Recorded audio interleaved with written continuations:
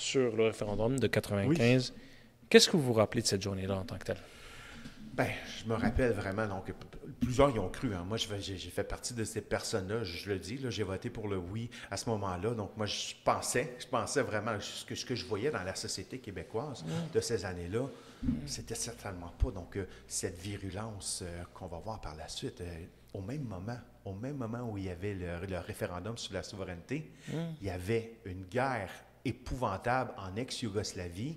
Il y avait énormément de musulmans, pourtant, hein, de musulmans bosniaques qui quittaient à ce moment-là donc les génocides et les nettoyages ethniques donc, du régime de Milosevic et de Karadzic.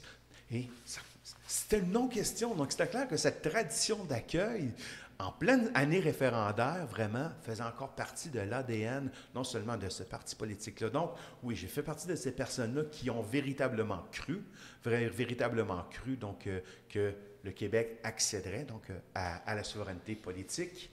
Et oui, et je me souviens aussi et surtout vraiment comment j'ai eu honte, honte de cette déclaration-là dans laquelle je ne reconnaissais pas, par ailleurs, un homme qui était d'une grande dignité. On l'a oublié, mais au moment Mais du débat sur la charte des valeurs québécoises et plusieurs années auparavant, il l'a vraiment dénoncé. On en reparlera peut-être tout à l'heure. Donc, le virage oui, du Parti québécois. Mais moi, je me souviens mais vraiment donc d'avoir... la raison que je demande, parce qu'ils ont perdu tellement, mais c'était tellement proche que je veux dire, le calcul le plus facile à faire dans ce temps-là, c'est comme, moi, si j'étais à leur place, c'est comment est-ce que je peux gagner ce 1 ou 2, 3% d'immigrants pour vers notre camp? Parce que comme je vous dis, et puis jusqu'à aujourd'hui d'ailleurs, ben, je parle de moi-même, peut-être pas de toute la communauté musulmane, mais moi, que je trouve ce projet très excitant, très séduisant, très charmant.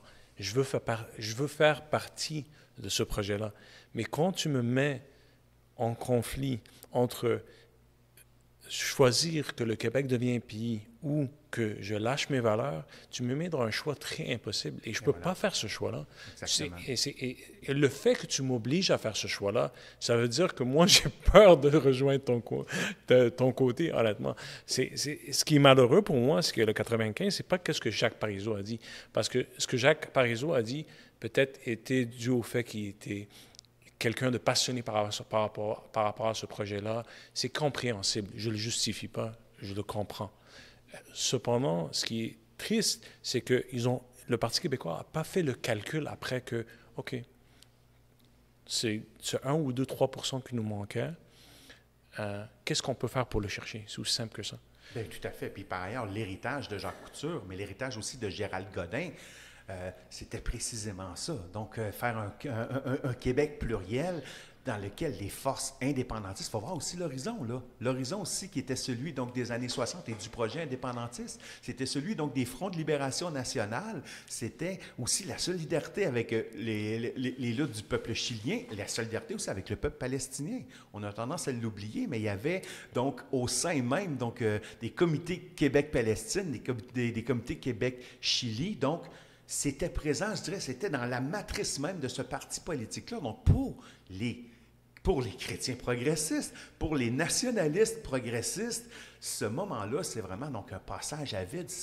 Et par ailleurs, on voit apparaître dans les mêmes années quelqu'un qui était un total inconnu dans l'univers médiatique, un certain Mathieu Bock-Côté, qui va dès ce moment-là commencer à dire que de toute façon, le projet national québécois doit se passer de l'immigration et doit aussi se passer d'un projet social-démocrate à gauche. Donc, pour lui, c'est clair, là, c'est vraiment, donc, l'immigration, ça ne fait pas partie de l'équation.